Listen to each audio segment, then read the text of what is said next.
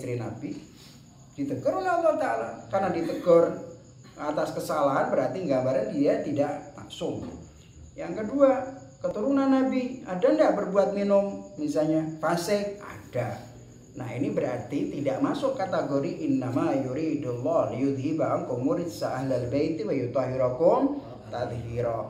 Tapi bahwa mereka memiliki kehormatan, iya, secara fikhian bahwa keturunan Nabi Sayyid itu haram untuk menerima zakat, kecuali dari orang-orang dari Sayyid itu sendiri. Dari orang lain selain Sayyid tidak boleh. Karena itu dalam fikih manapun disebutkan zakat itu adalah kotoran. Di dalam riwayat disebutkan tidak boleh menerima sodakoh. Tapi sodakoh itu ada dua, sodakoh wajibah dan sodakoh tatawuan. Sodakoh yang bersifat tatawuatan, yaitu sukarela, tidak ada niatan untuk sodakoh wajibah. Sodakoh wajibah itu apa? Seperti zakat, nadar, itu sodakoh wajibah. Kafaroh itu semuanya adalah sodakoh wajibah, haram mereka terima. Tapi yang sifatnya sodakoh bermakna tatawuan tanpa ada tujuan apapun, hanya karena ingin membantu dan lain sebagainya, itu dibolehkan. Sebagian ulama membolehkan dan terutama dalam beberapa riwayat begitu. Ala kulli hal kita tidak membahas masalah itu. Kemudian Imamul Khomeini mengatakan wa yajib 'alal insan al-iltifatu katsiran ila nafsihi fi hadzal jihad. Seorang mukmin, seorang manusia mukmin beriman kepada Allah harus senantiasa memperhatikan pada dirinya di saat dia sedang melakukan jihadun nafas. Benar-benar perhatian, benar-benar memperhatikan. Faminal mungkin la samahallah, karena bisa jadi, dan mudah-mudahan tidak terjadi, artinya Allah tidak mengizinkan. Bisa jadi orang yang ketika dia melakukan jihadun nafas itu antas firahazimatul junud ar-rahmaniyah fi tilkal mamlakah wa tarakaha khaliyatan lil ghasibina wal muhtallin min junudi syaitan. Karena kalau kita tidak perhatian dalam jihad itu bisa jadi tentara-tentara Allah Subhanahu wa taala, tentara Rahman itu di dalam berperang di dalam kerajaan batin itu kalah. Kalau tentara Rahmannya Allah Ta'ala itu kalah, Junudur Rahman itu kalah, yang tinggal siapa? Tinggal Junudur Syaitan. Junudur Rahman terusir, namanya kalah kok. Kalau sudah kalah ya terusir, berarti yang ada di dalam hati itu adalah syaitan. Yang ada di dalam jiwa itu adalah syaitan dan tentara-tentaranya. Sedangkan tentara-tentara Allah sudah meninggalkannya. Makanya disebut wa tarakaha khaliyatan lil ghasibina wal muhtallin. Maka kerajaan itu akan ditinggalkan oleh Junudur Rahman, menjadi kosong dan dikuasai oleh para gosip. Itu apa namanya? Orang yang gosok, para pencuri ya, mengambil tanpa izin itu gosok. Pencuri lah, para pencuri dan para muhtallin. Istilah muhtallin di sini pendudukan. Misalnya Israel itu disebut al-muhtal, misalnya al-Palestin al-muhtal, Palestina yang diduduki oleh Israel tanpa yang artinya diduduki yang tidak legal, yang apa namanya, diduduki yang tidak legal, dan tidak berdasarkan dengan hukum dan lain sebagainya. Nah, kenapa disebut al-muhtal? Kenapa al-ghalab itu disebut al-ghasibin dan muhtal? Kata Imam Khomeini di sini menyebutkan kalimat itu. Wa tarakaha khaliyatan lil ghasibina wal muhtallina min junudis syaitan. Jadi junudus syaitan, tentara-tentara syaitan ketika bersemayam di hati dan mengusir tentara-tentara Allah karena kalah, maka disebut tentara iblis itu, tentara syaitan itu disebut sebagai penjajah, dan hati kita disebut sebagai terduduki atau terduduki, penduduki. Kenapa demikian? Kemudian kata Imam Khomeini anil halak disebutkan kalau kita kembali kepada sebuah riwayat. Sebenarnya hati manusia itu adalah kerajaannya Allah Subhanahu wa taala. Dalam sebuah riwayat disebutkan qalbul mu'min arsyur rahman.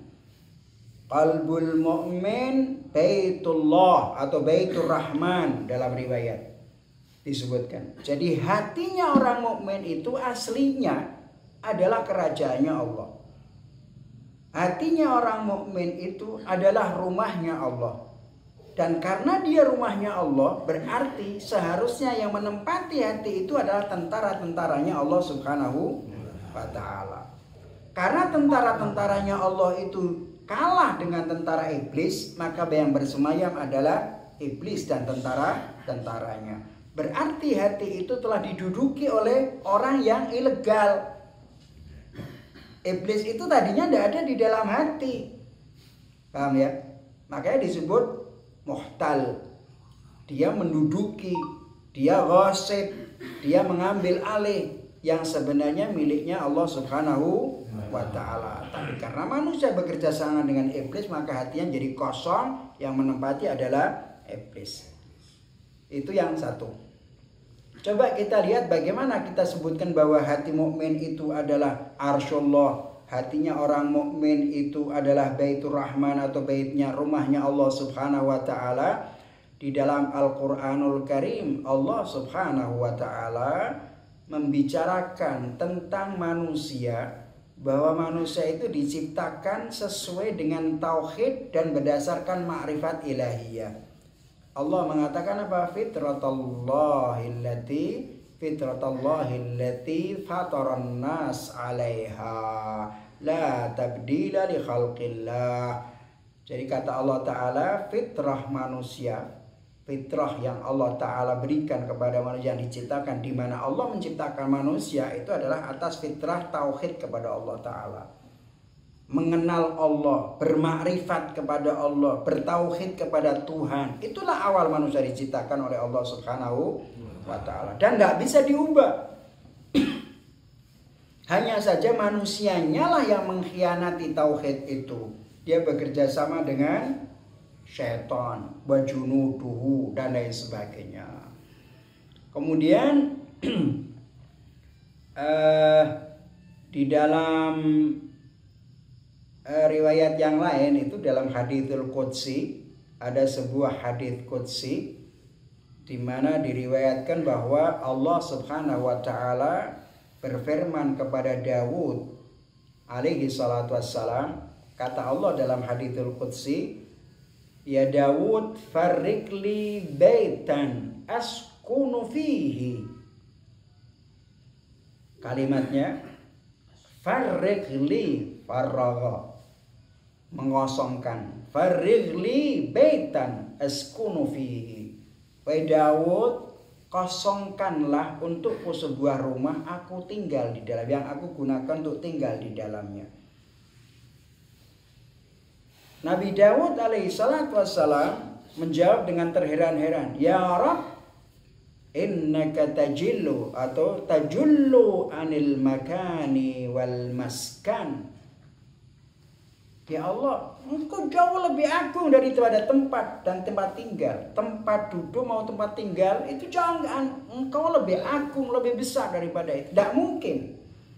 Apa jawaban Allah Subhanahu wa taala? Fa'auhallahu an-nabi Daud ila Daud alaihi salatu wassalam, kata Allah, farrighli qalbak, kosongkan hatimu.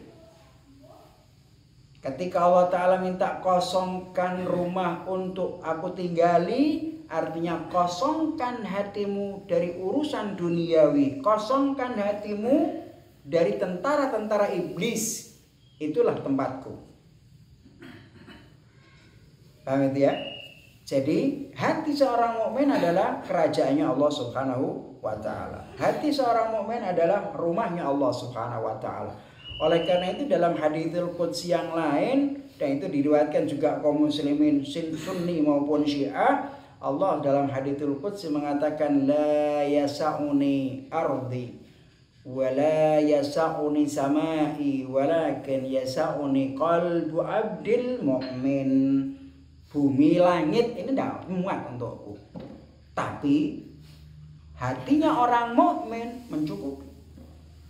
Kebesaran Allah Subhanahu wa taala bisa dimasukkan ke dalam hati seorang. Kapan? Yaitu dengan bil ma'rifah al-ilahiyah. Kita tidak dalam membahas tentang ini, tapi kita katakan bahwa hati seorang mukmin itu adalah rumahnya Allah Subhanahu wa taala. Kalau hati itu sudah ditempati Allah, mestinya tidak ada sesuatu yang lain di dalamnya kecuali Allah dan tentaranya. Tapi sebaliknya, jika hati itu kosong dari Allah dan tentara-tentaranya, maka yang tempat tinggal di dalam hati itu adalah syaitan dan tentaranya. Saat itu manusia menjadi syaitan, baik tingkah lakunya maupun pemikirannya. Jadi tindak lakunya adalah jahat, cerminan dari iblis, dan apa yang di dalam hatinya jauh lebih besar daripada apa yang dia lakukan. Makanya kata Imam Khomeini, dia bilang apa tadi?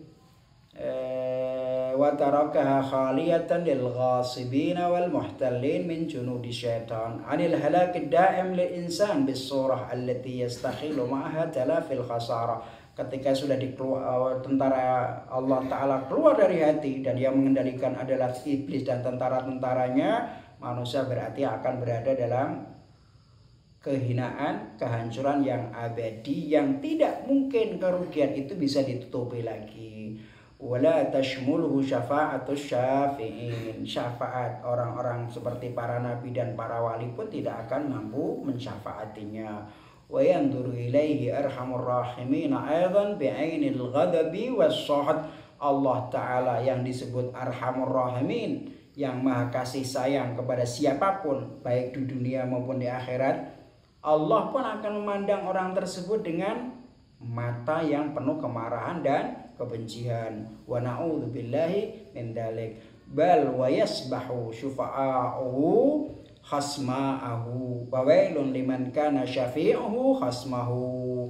Tidak hanya itu saja, orang yang diharap atau teman-temannya, orang yang diharap sebagai pemberi syafaat atau orang-orang dekatnya seperti kekasih-kekasih Allah, malah akan menjadi musuh orang tersebut. Kenapa? Karena Anda sudah menjadi iblis, sudah tidak lagi jadi manusia. Dan sungguh celaka orang yang syafi'nya, pemberi syafaatnya sebagai musuhnya. Sampai di sini, wallahu a'lam bishawab. Alhamdulillahirabbil alamin. Wassallallahu ala Muhammad wa alihi at-tahirin. Allahumma